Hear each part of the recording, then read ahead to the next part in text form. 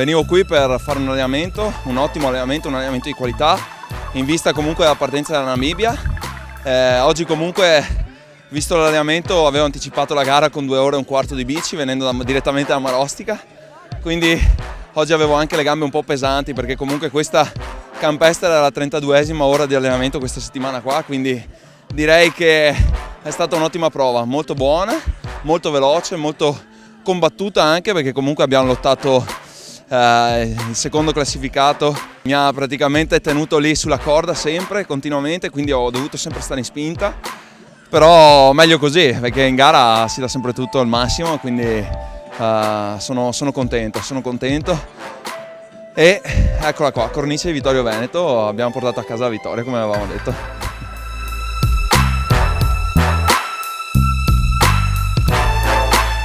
Mi raccomando, il prossimo anno al Cross della Vittoria vi aspetto e magari ci vediamo e corriamo insieme.